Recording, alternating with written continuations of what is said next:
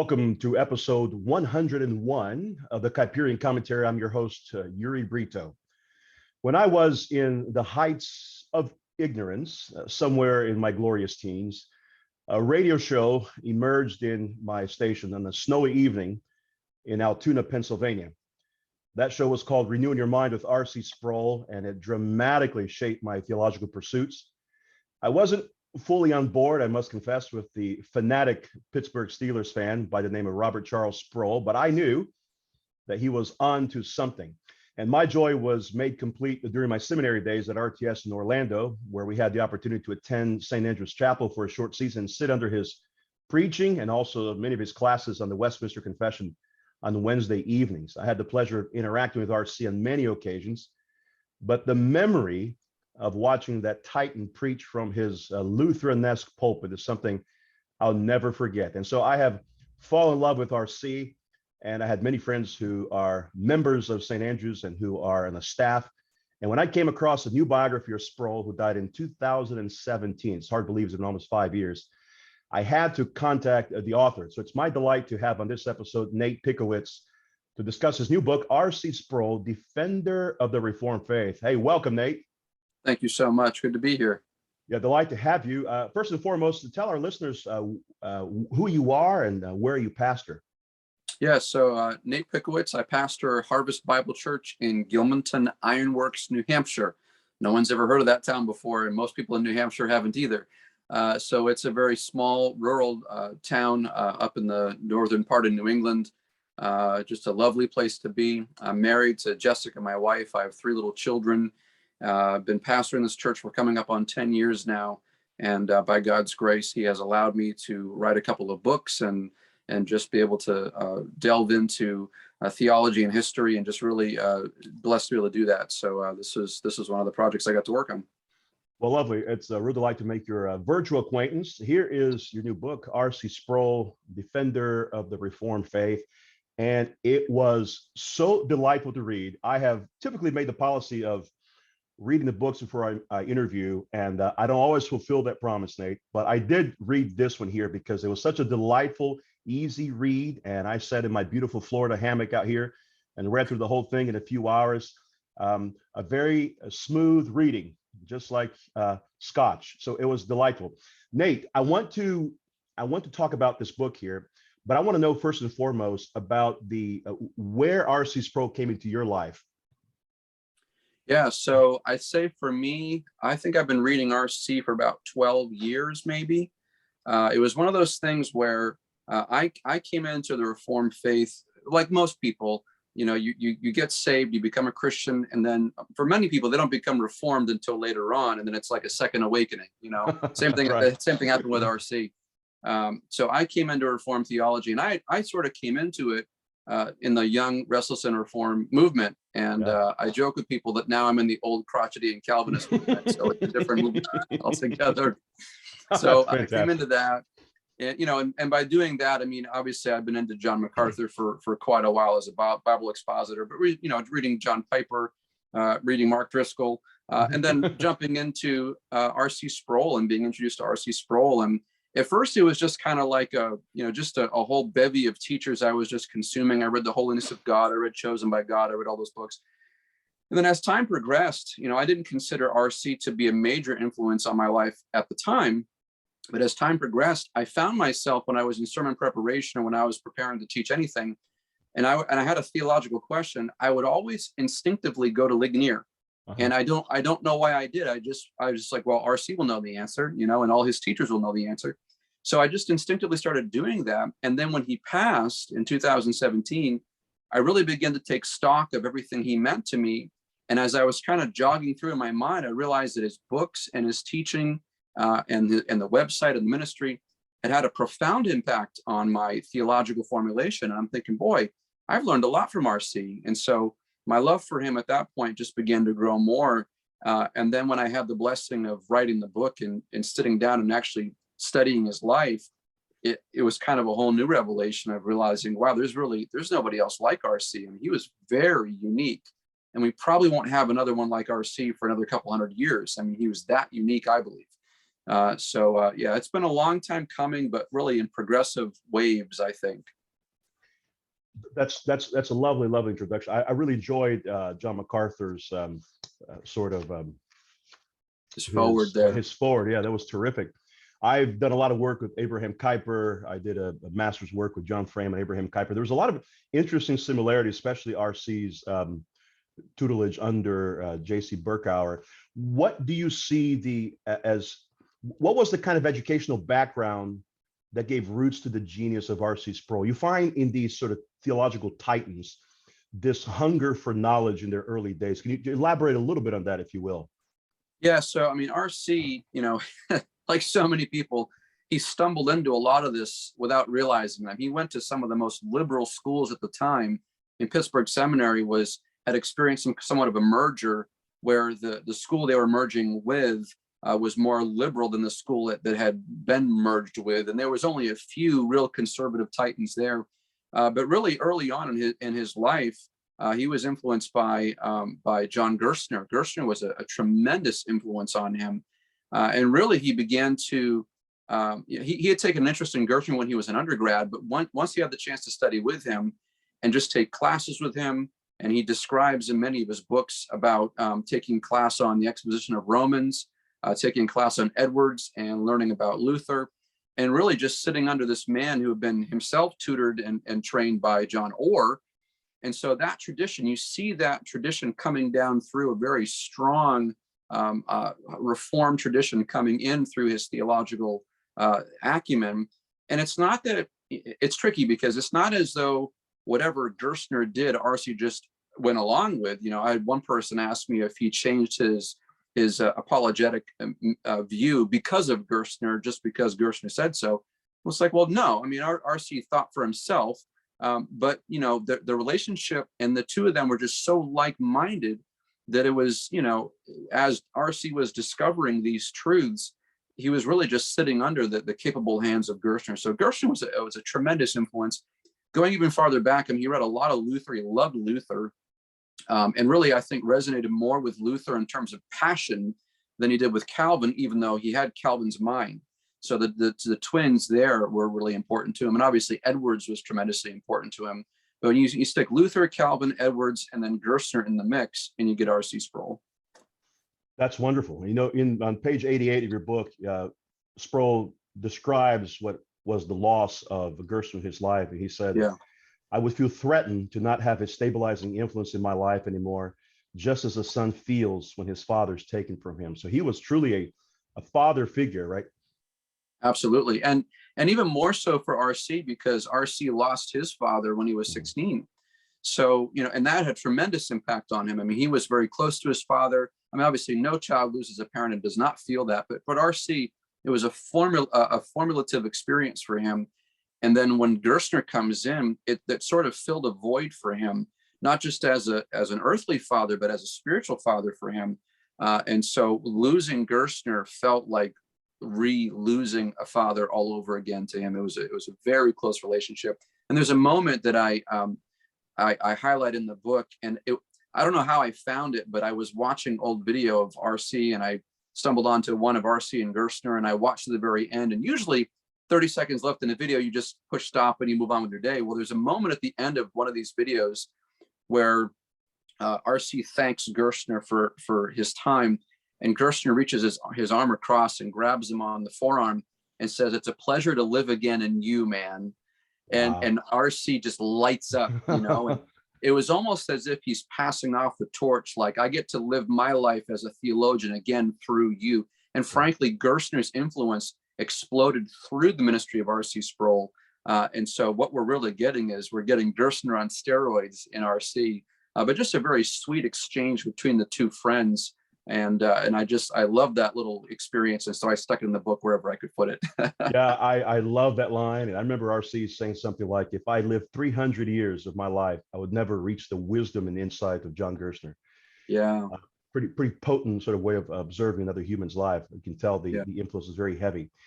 Every theologian, Nate, as you know, has there are many theological interests. What was the theological issue that made RC tick in your estimation after researching RC? Yeah, I think for RC, there was a lot of different parts to RC in terms of what he jumped onto. But for RC, he was transfixed with the holiness of God.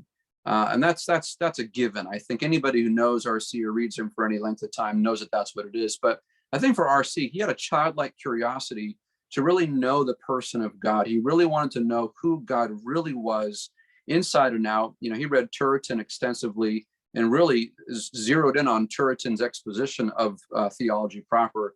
And so that really was the heartbeat of RC. But then when his clause came out when it came to dealing with sola scriptura and when it came to dealing with sola fide. Those twin truths of the Reformation really motivated RC. I mean, one of his strongest theological battles was over faith alone in the 1990s. And so those became really personal to him. But I think the core, the hub of the wheel, if you will, was understanding the person and the nature of God himself. That's what I think, at least. Well, when you consider some of these great theological battles that RC went through, these were heavy. They were heavy, not only intellectually, but very emotionally, right? I mean, there were loss of friendships. Can you talk a little bit about that dimension? Yeah, so it seems as though every major theological battle that existed in every decade of his life, he was part of. I mean, it's like whenever there was a battle to fight theologically, there was RC. But I think the heaviest one on his heart, which is I think the one that his friends don't want to talk about as often because of the personal nature of it, was probably the ECT battle, the evangelicals and Catholics together. And the reason that was so personal, for those of you who know the story, is that he had several of his friends, and one close friend being Chuck Colson, sort of the center point. I mean, J.I. Packer signed the ECT statement and sort of had his reasons for why he did so, but Colson was one of the architects of the statement. And so when RC found out that Chuck Colson, who he had been not just friends with, but theological and ministry partners with, at one point they even thought about merging Colson's ministry and the Ligonier ministry together into one. That's how close they were. And then they decided against it for other reasons. But when he learned that his one of his good friends was behind that, not only did he not understand why, like he wrestled with why in the world would Chuck do this, but he also was just grieved deeply. Not that he was worried that Chuck was not a Christian anymore, but why would he, as a defender of the faith, align himself not on a world scale, not on a co-belligerent fighting against social evil scale, but why would he align with a document that says that we together are one body in Christ when we have a different gospel? That was RC's issue, was, we are not together for this gospel. This is a very different gospel issue. So I think that really struck at the heart of him the most. And I had the chance to just, even ask a few of his friends who knew him closely and ask, well, what did that do to him? And I mean, it just tore him up. I mean, absolutely tore him up. And in his commentary, I believe it's his commentary on Luke, he talks about, he lays out just his feelings, and I excerpt the entire passage in the book, but he talks about the battle in his own heart over standing for the gospel, even if it costs you friendships. And so he was willing to go to the mat for the sake of the gospel, even if it cost him a close friendship. And it, over the course of time, it eventually did. Well, both of us pastor congregations, and we at times look at certain theologians, and we kind of look at their sort of pugilist background. They're always, picking fights and wars with everybody. My experience with Sproul at St. Andrews was a very unique experience, because he would go around the congregation before the service, and you noted this in the book and a few other places, and he would know by heart every major statistics regarding the Pittsburgh Steelers. And I am from Brazil, so I could care less about NFL, but he went on, and I acted as if I was interested. But he was the kind of man who fought the right battles, but had a very pastoral and tender heart, right? Yeah. I had to look up what the word pugilist meant, because I wasn't sure what a good definition of that was. But there's a point in one of the books that came out really toward the end before he passed that referred to him as a battlefield theologian. He called Luther and Calvin, all those guys, battlefield theologians, and essentially he kind of gets lumped into that. I think unwittingly, though. RC wasn't looking for a fight. He didn't want to fight. He wanted to have friends and be kind. And I mean, I think I don't know this for absolutely sure, but I think if RC could have just been stuck in a room reading, Turretin and translating Latin, he would have had a lot of fun, but he was in the battlefront and he did care about the truth. And at a certain point, when your status or your platform or your influence, I should say, gets to be a certain level, I mean, there's a point in which you have a responsibility to other people, even for the sake of the truth. And so RC knew he had to fight these battles, even if he didn't like to. I don't think RC enjoyed the fight, but RC knew that he had to fight. And there's a couple other places he talks about the fear, dealing with fear. And he says, fear, he talks about courage. He says, courage isn't the absence of fear. He says, courage is action in the face of fear. And he goes, courage, being doctrinally courageous, is when you don't want to do it, when you don't want to lose friendships, when you don't want to be labeled as a nasty person, but the truth is at stake. And so he would just make the decision in his mind, I have to persevere, even if I'm afraid to, because I know that I must, the glory of God is worth it to RC. So he did. He fought every major battle that he had to, but he really tried to do so with grace and kindness. And that's a theme that I bring in the book, where I think we as believers and pastors and whoever would do well, I think, to emulate that, to model ourselves after that, to say, look, we can fight theological battles with fierceness, but we also have to do it with godly character. And was RC a perfect man? No, he wasn't. But he worked hard and he strove to have humility and godliness and kindness even toward his adversaries. And I respect him for that. When Roe v. Wade was overturned, I thought about RC quite a bit because of what a joyful time would have been for him to be here with us on earth. But of course, his joy is multiplied by 1,000 in heaven. Let's just play a little bit of a speculative sociology here, or theology, however you want to phrase it. If RC were alive today, what would be his major concern with the evangelical church and the trajectory of the present church in America in the Protestant tradition? Yeah, I think that things haven't really changed in the 5 years. If anything, they've gotten more amplified. So, I mean, RC was always concerned, just based on everything he said, he was concerned about compromise. It's great that we win little battles, but we have to not compromise. And right now, especially with the recent social justice movement and wokeism coming in, it's a theological compromise. It's nothing more than theological liberalism. It's the same thing that was coming into the institutions 50 years ago, which just has a different name to it. RC would have spotted that a mile away, and he did. He wrote about it voraciously. So he would have been concerned about drifting and about compromise toward theological liberalism. For RC, words mattered. I mean, he hated something called studied ambiguity. He hated studied ambiguity, which is using seemingly doctrinal language to hide and sneak in other positions. And we're really good at that right now. We'll say the word gospel, but then they mean something else. So he would have cared about precision. And I think he also, at this juncture, would have cared tremendously about statism, growing statism. Right now, I mean, we're seeing that in full force, certainly when he was alive, certainly when Francis Schaeffer was here, but more so now of people turning and giving up gospel territory in the worship and idolatry of the state. And RC was very concerned about that, and we should be too. And the fact that we don't have his voice here to talk to us about it in real time is, I think, a great loss for us. But we would do well to listen to everything he's written in the past about what do we do in this theological moment, in this cultural moment, to not give in and not give way to unholy alliances, not give way to studied ambiguity and vague speech, and not give way to giving our heart and our allegiance away to the state when we actually owe it to God. I think those things would have been on his mind if I could speculate. RC Sproul, in my estimation, is a theologian of the sacred, one who loved the holiness of God, manifested in every aspect of ecclesiology, theology, systematic theology. He was someone who I think will have an enormous influence in not only the Calvinistic universe, but also in theological discourse the next 50 years. That's why I'm really grateful to support, endorse, propagate, whatever needs to be done. This great book, RC Sproul, Defender of the Reformed Faith, by Nate Pickowicz. Nate, a delight to meet you, a delight to have you on the podcast. Thank you so much. Really appreciate that.